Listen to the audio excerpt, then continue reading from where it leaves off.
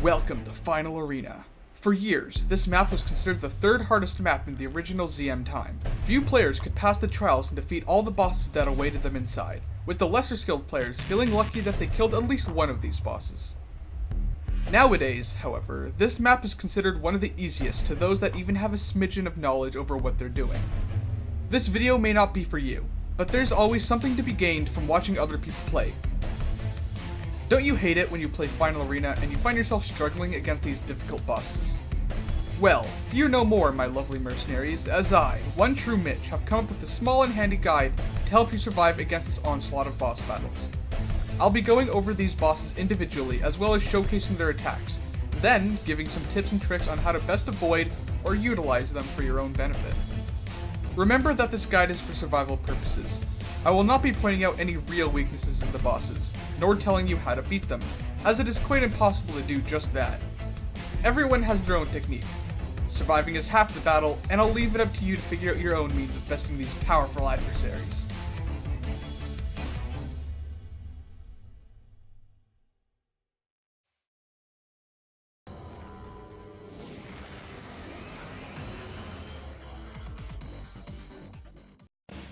The first boss, Hazmat suit, is a boss almost reminiscent of the Predator Core from the EMD lab map.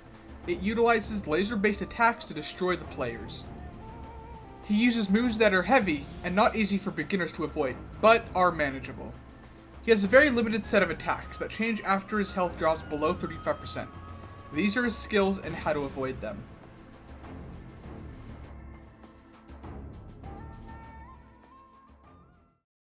Shield Generator. This is the first skill that the Hazmat places upon entering the fight. It is shown by 3 shield generators that almost negate damage done to Hazmat. This skill is rather easy to overcome, as the 3 shield generators can be destroyed. Laser Beam. This skill is one of the 2 main attacks that Hazmat uses. This skill locks onto 3 mercenaries and fires after around 2 seconds. This attack is easy to dodge, as sliding 2 consecutive times will ensure that you will not be hit once. If you aren't targeted, simply fire at the Hazmat platform. Thunder. This is the second main skill that the Hazmat uses. It is a powerful skill that deals very high damage to non-armored players. The best way to dodge this attack is to jump exactly when the Hazmat's lightning bolt strikes his platform and after he finishes his screen. It's not easy to dodge at first, but with enough trial and error, you will learn the timing. Grinder. This skill is used once Hazmat drops below 35% health. He will drop his platform and spikes will come out of it. He will then start rushing the mercenaries one by one, switching targets after he inflicts damage on one mercenary. Tips and strategies. Hazmat's main attacks, the laser and thunder, are easy to dodge, and it's very possible to get through most of the fight unharmed. Always jump when Hazmat's scream stops when he uses his thunder skill. Jumping at any time later will vastly increase the odds of getting hit. The grinder skill can be avoided by spin kicking, but the timing takes a very special kind of mastery to use right, and failing to kick will leave you open to being hit multiple times. Once Hazmat uses his grinder skill, various supply crates with freezing weapons will come down. Don't rush them all at once. Use them one by one to keep Hazmat slow, and thereby minimizing the damage done to the team.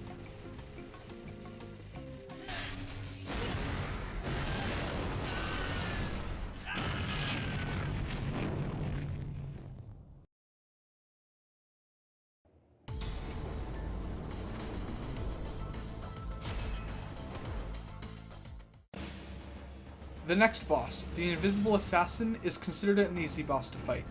She relies on close quarter attacks, invisibility, as well as teleportation to put pressure on the players in the arena. She has 3 attacks that end up very easy to avoid with the right timing, and it is easy to go through the entire fight without taking any damage. These are the skills that the Invisible Assassin utilizes. The first skill, Slash, is relatively straightforward. She will follow the person who damages her the most and attempt to kill them. Her second skill, Charge Slash. She will charge up and teleport to one player and slash them, dealing moderate damage to the player as well as any player behind the target. The timing is very tricky to get down, but once you get the feel for it, the fight becomes much easier to handle. Tornado Kick. She will spin around and attack all of the soldiers present. There isn't much else to say about this one. Invisibility. After taking a set amount of damage, she will turn invisible and walk around the arena to regain her health. If she isn't shot enough, she will eventually recover some health, though this, I've never actually seen happen. Keep in mind that the invisible assassin always uses her charge slash after going out of invisibility. After she is at about 30% HP, the assassin will enter a rage mode, a passive ability that slightly increases the damage output for her attacks. The actual skill, however, doesn't do any damage. Tips and strategies. Using your own spin kick skill when the assassin goes for her tornado kick will stop it from happening, thereby saving everybody else from taking damage.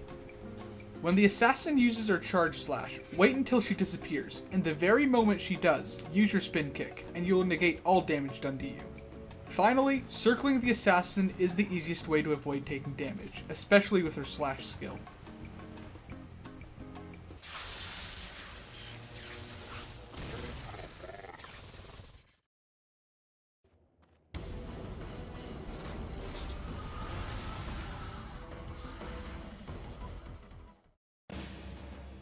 The Metal Phoenix is the only boss that does not command an in-arena presence.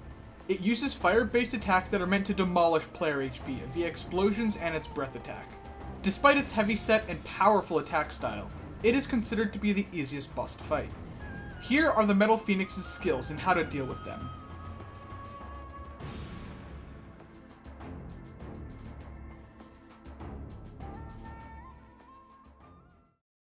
Feather Bomb. The Phoenix will fire off multiple feather bombs that stick to the ground and detonate about a second after landing, dealing a relatively high amount of damage to unarmored players. Fire Breath. The Phoenix will stay in place, breathing fire at one player. It can kill the targeted player quite easily with this attack, but if it ended up doing that, that fault would be due to the target staying completely still. This attack will track the targeted player, and, like the laser beam attack from the Hazmat platform, it is possible to avoid the fire breath by sliding 2 consecutive times, then moving away from it. Tornado. The Phoenix will fly around harmlessly while various tornadoes spawn around the arena. Players will need to spin kick or have the fall damage down item to negate or at least reduce the damage. Tips and strategies. Keep in mind that the first attack the Metal Phoenix always uses is Feather Bomb. It is possible to negate all damage from the Feather Bomb by spin kicking the moment the bombs hit the ground. The timing is quite easy to get down and is a lifesaver considering the lethality of this attack. Always remain at the edge of the arena, as the tornadoes and Feather Bomb usually target those only within the central areas. Frozen weapons will not affect the Phoenix while it's using its special attacks, though the damages it receives will be the same. In hindsight, it really does not matter when you use them, but rather if slowing it makes life easier for you and your allies. The Metal Phoenix tends to fly faster the lower its health is.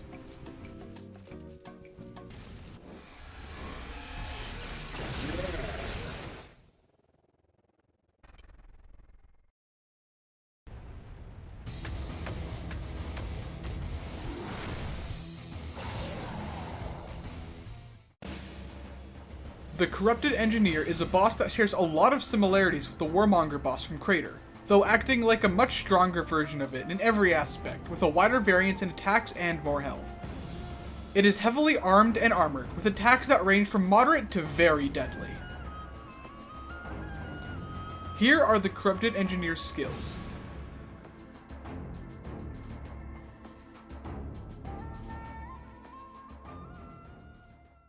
Punch. The Engineer will simply punch any player that comes too close, dealing medium-low damage. Charge. The Engineer's deadliest attack by far. The Engineer will choose and charge at one player, dealing massive damage to them as well as any player close by. Swing attack. The Engineer will swing its mace in a circle, dealing fairly little damage to all players close to it. It also leaves the Engineer very open to attack. Cannon. The Engineer will launch napalm bombs towards up to 3 players, dealing initial damage as well as creating a hazardous environment that damages players in a pool of fire. The fire's damage will bypass the player's armors, so be wary. Tips and strategies. Quickly aim at and destroy the engineer's armor, as it opens up the boss to more areas to damage it. When the engineer charges at you, spin kick to avoid damage. It requires very precise timing, though attempting this move is better than trying to slide away, as this charge homes in on your location. Finally, stay at the edge of the arena. It gives more time to shoot at the engineer, as well as more central ground to run away from the cannon's attack.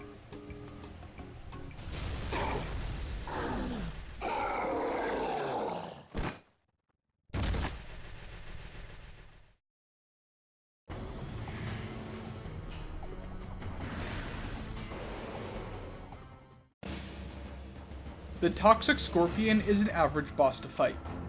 It's a fast boss who relies on toxic attacks that whittle down the health of players, rather than the brute force attacks of the other bosses. Unlike the other bosses, however, it utilizes a passive ability that can be stacked with its other attacks. As for the looks, it has the most menacing appearance. Here are its skills.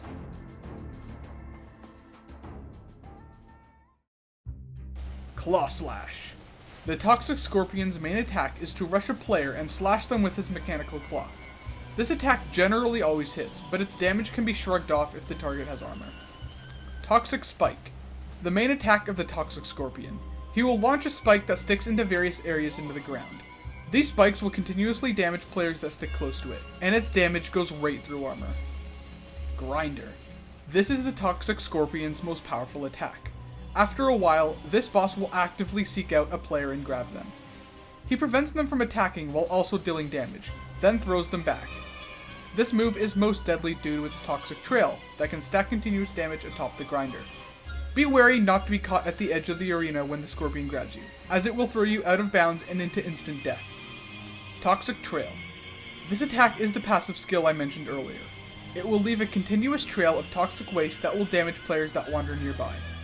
As with the Toxic Spike skill, the damage passes right through armor. Heal. When this boss is at low health, he will summon his mini Scorpos to heal him. This is not an attack, and is a ridiculously easy technique to beat due to the generous number of sticky grenades that spawn in.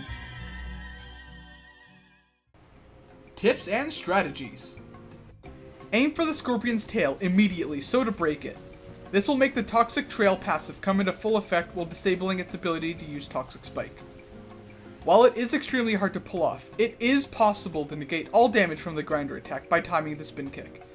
It will generally attack right after though, so you eventually take some damage regardless, though at a lesser HP cost. It is generally advised to save one sticky bomb for the next boss after all the minions have been dealt with. The Scorpion will be at a low enough health that your allies can finish it off. Keeping the sticky grenade is a quick way to deal some immediate damage to whatever comes into the next wave.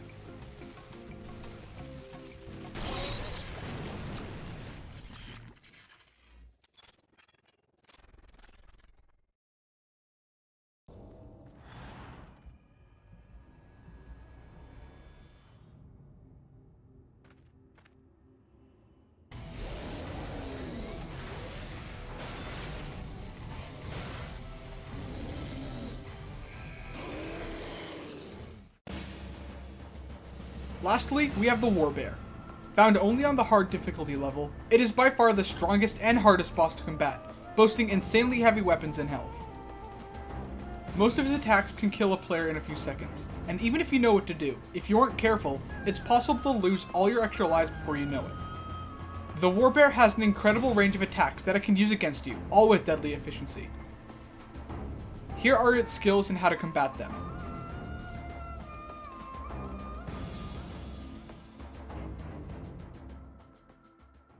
Mortar. The Warbear will use his shoulder-mounted rocket launcher and fire a salvo of mortar rounds into the most of the arena. It's fairly easy to avoid, but it's also meant to be distraction for its more powerful attacks. Gatling. On its other arm, we see a large Gatling gun. It fires quite often with the intent of weakening high-health players and finishing off low-health players. But, like its mortar attack, it's mostly a distraction for the bear's main weapon. Plasma Cannon. The Plasma Cannon is the bear's strongest attack by far, as it can kill any player with health below 50 almost instantly. It fires very often, and the top of the screen will always show the bear's target.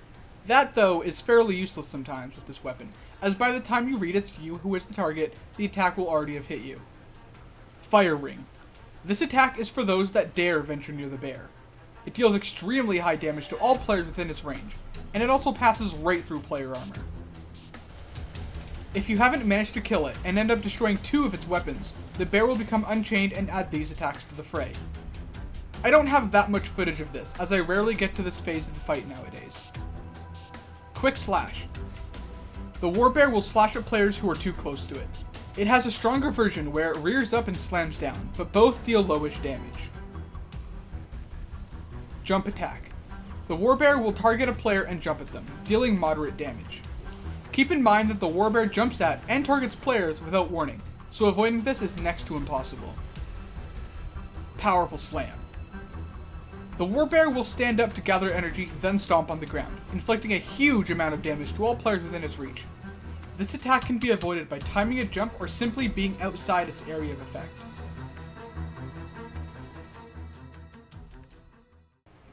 Tips and strategies. It is possible to avoid the plasma cannon's damage with a spin kick. Kicking at the very moment the cannon fires generally gives you enough invincibility frames to bypass the damage, allowing you to keep fighting.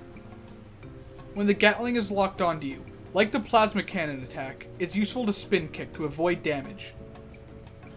If you and a couple other allies have any anti-ZM weapons, such as the AA-12 Buster or the SR-25 Burning Shot, a popular method is to use that weapon's special completely, suicide into the bear, then respawn with the weapon's ability at max charge to repeat the process, as anti-ZM weapons generally have their charge meters full upon respawning, minus the P90 Wild Shot.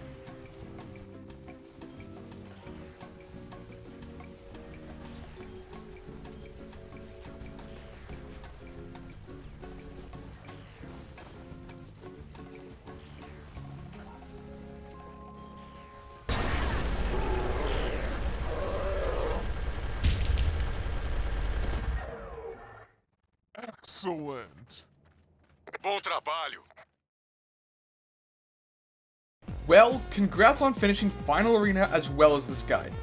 I hope that this video guide helped to serve you even a little bit, and I hope you all learned more about the tricks of surviving this map. A big shout out goes to the Crossfire Wikia page, as I used that website to get some extra help in writing this. If you have your own tips and tricks, please don't hesitate to comment them below for others to read, and I'll see you all in my next video.